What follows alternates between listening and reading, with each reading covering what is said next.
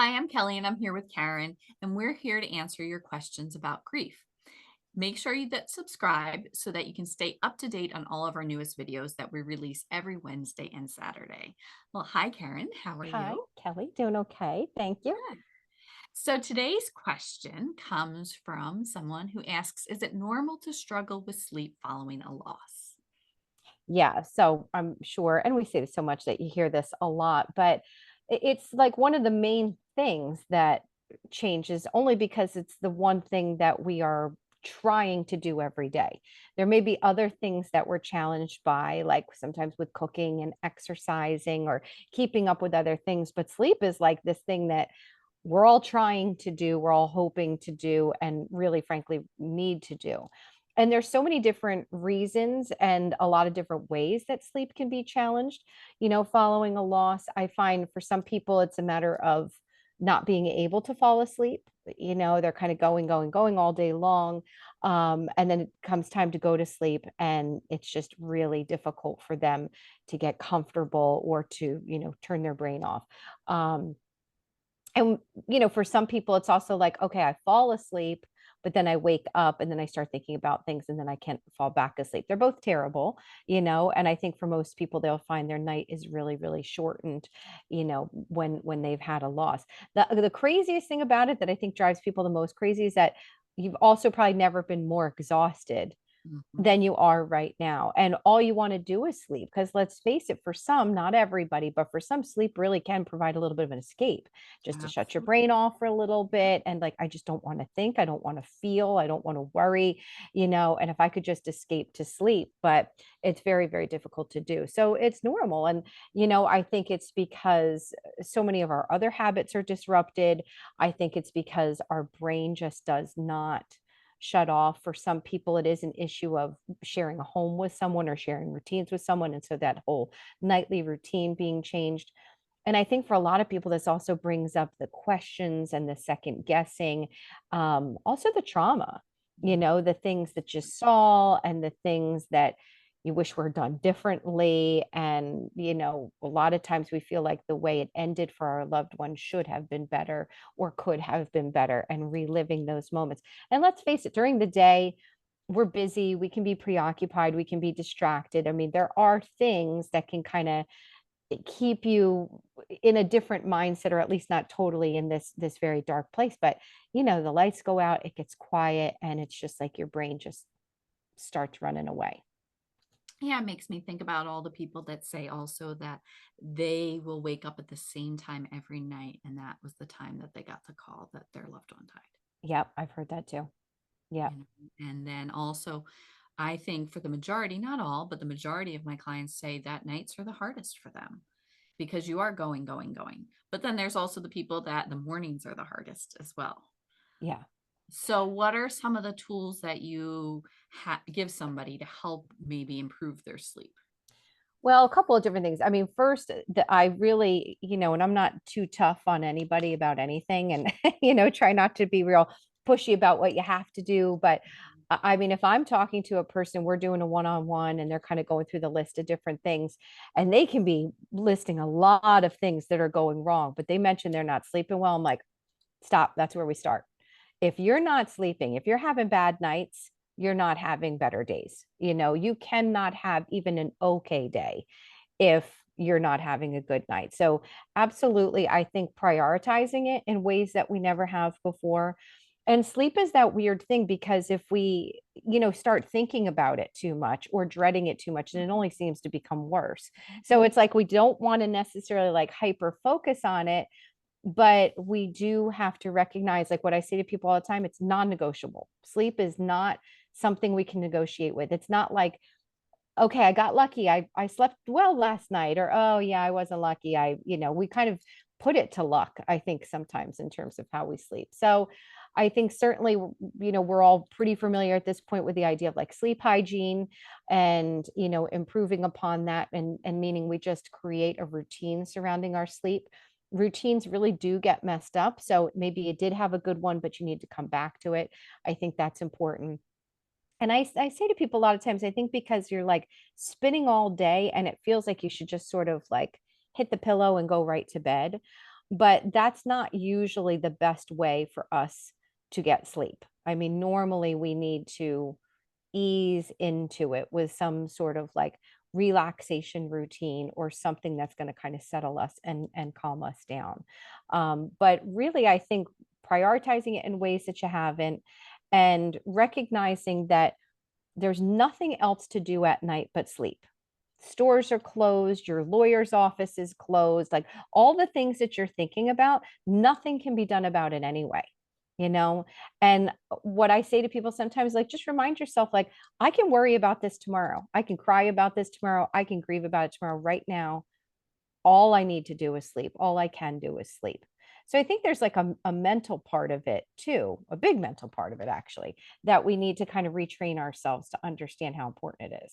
Yeah, exactly. And I'm a big person that I actually in my bathroom I keep post-it notes and a pen because if I wake up in the middle of the night and I start Yes. ruminating or I have all these ideas, I have to get them written down. And Right. I just go in the bathroom and I write them down and then that way I can go back to sleep. Yep. So if you're sitting up ruminating, oh, I do need to call this person or I need just write it down and get it out of your head, Yeah. Yeah. and then that way that can help, some of those thoughts. There's also some, I mean, what are I it's weird, but I think my sister does this and I heard it from her, but I do the United States backwards. And that gives it's boring enough Yeah. that it shuts my brain off and can help me fall asleep. Yeah. Most nights I don't make it all the way to A, but there are some that I do and then I just start again.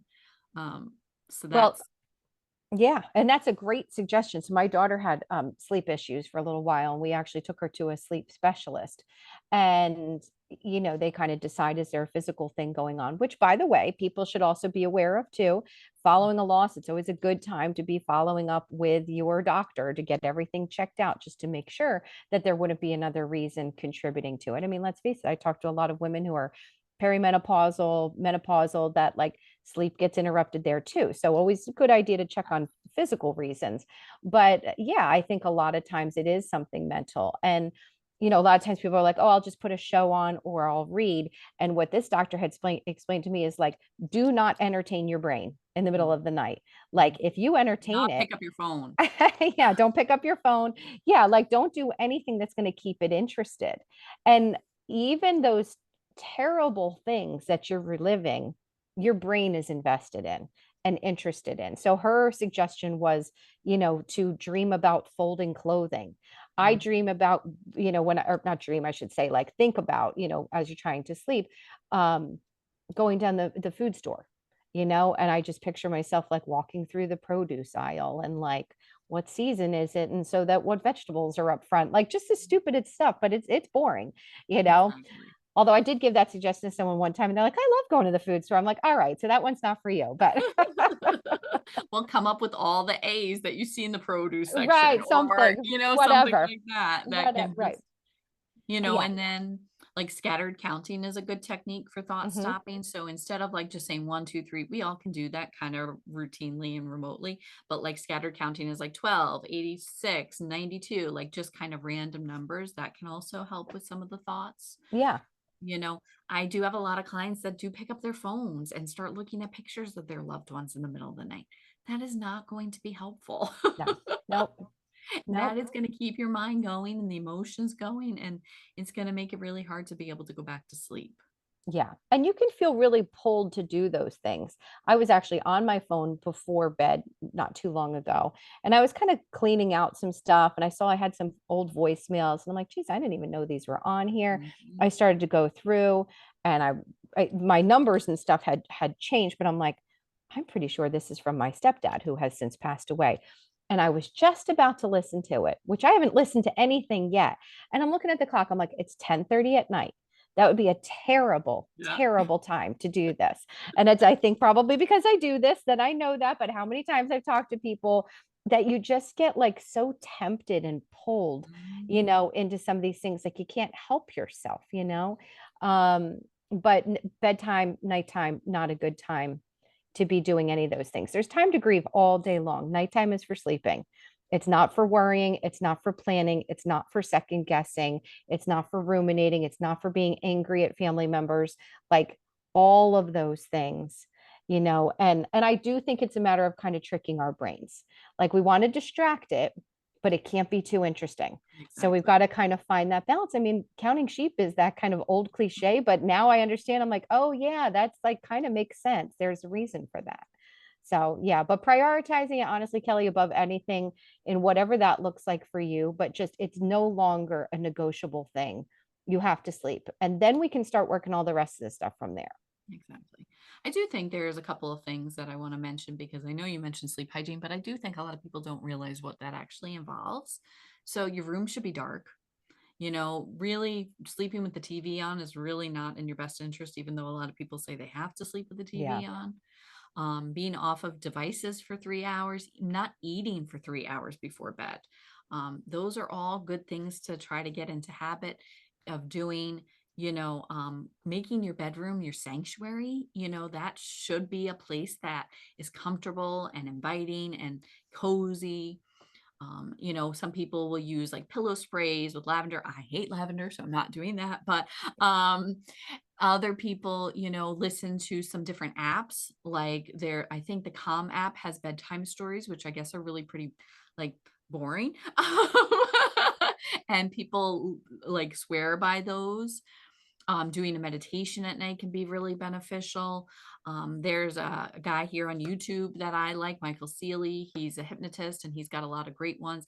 My deep sleep actually doubles the nights that I listen to him. I've done a little experiment with my watch, and you never usually make it through the whole audio, but it just kind of helps me relax enough. So there is things you can do to really kind of create that environment. You really want to make it a good place that you want to go to sleep in and do some certain things to definitely create that space. Yeah.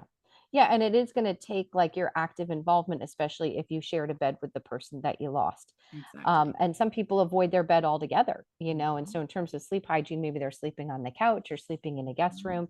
And if that's what you need to be doing initially, then that's what you have to do. But in time, I think making it a goal to try and get back. And Kelly, you mentioned eating, which is definitely important, but I'm also thinking of like drinking, drinking Mhm. alcohol, Yep. and how often people feel like they need that to sleep, but then it's actually very disruptive to your sleep. So trying to Absolutely. maybe find other things and alternatives that can kind of help with that. But it's an experiment. Even like when you talk about those YouTube videos, like there's certain accents that actually drive me crazy and Yep. they're supposed to be very relaxing. Yep. And like you almost have to find your voice. You have to find Exactly. that person or those noises. Some people love, a rainforest noise, while other people like rain, just, Yep. the sound of Exactly. I don't want fireplace or birds. something. Yeah, exactly. So like, but then some people love that. So you have to Exactly. really trial and error. But the good news is that there's so much content out there, you Mhm. know.